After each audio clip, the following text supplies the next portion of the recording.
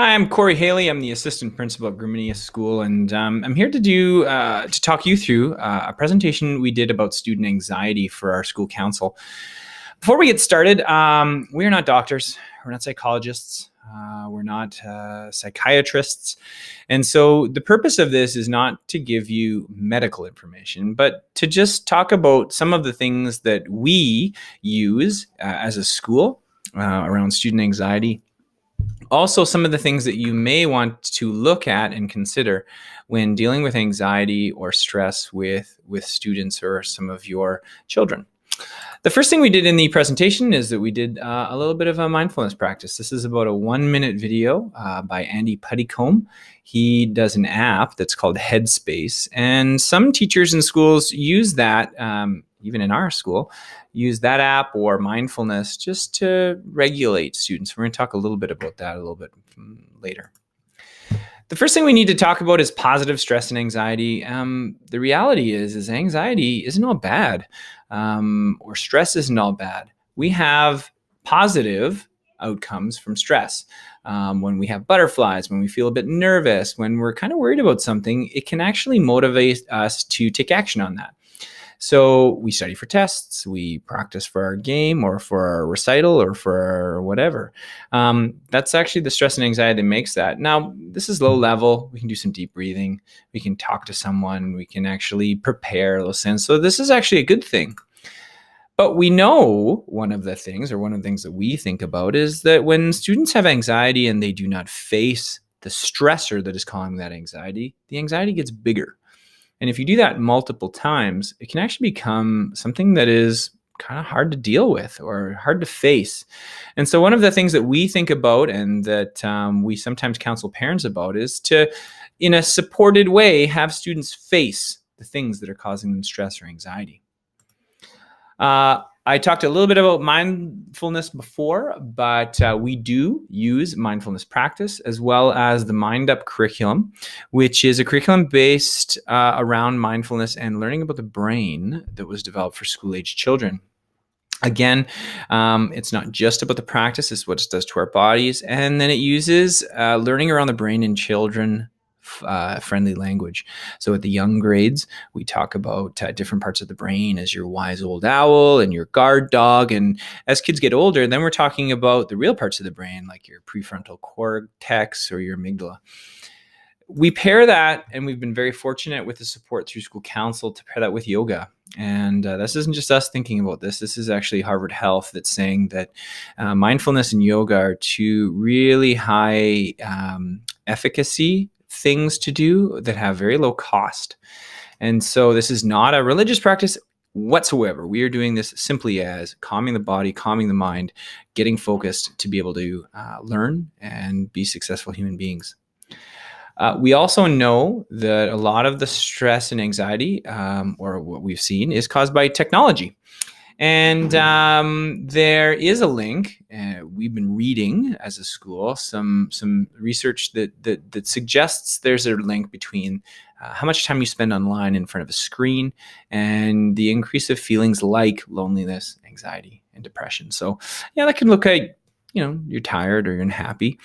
We have a story here at Graminia where there was a group chat happening, and a student added to that group chat at 3 a.m. And because half the students sleep at their phone and with the sound on, about 25 kids were all woken up at 3 a.m. and started responding. And so they came to school and they were all really quite tired.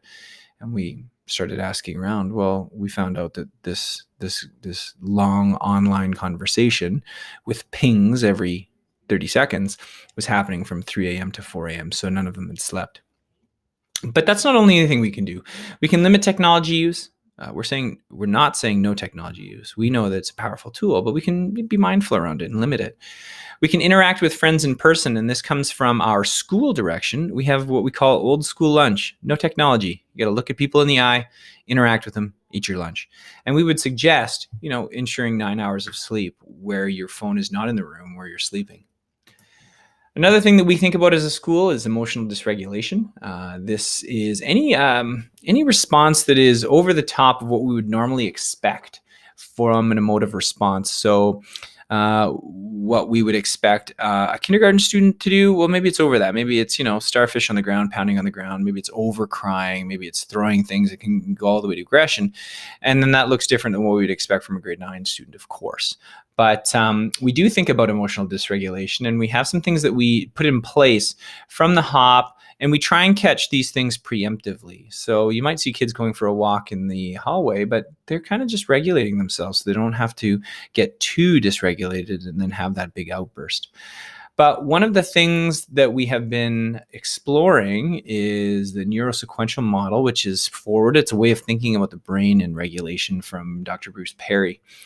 And when students, or when anyone actually gets dysregulated, he talks about a 3-step process for getting out of that. And the first thing is to really regulate.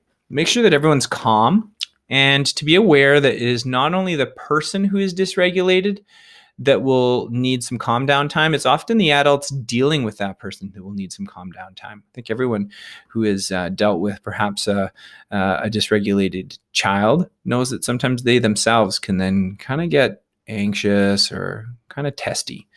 And so everyone calms down, then you relate. And that means you establish a relationship again. You make sure that they know that you're there and you're in a supporting role, and you're going to help them through this, and that everything's okay. And that if you're a parent, perhaps that you still love them. And if you're a student here, that you're still our friend and still welcome part of our community. And then you get to the relate, and that's about the lessons, and that's about the teaching, and that's about the how can we make sure that this doesn't happen again. And what we find is if you try and reason and teach them when they're not regulated, nothing gets in.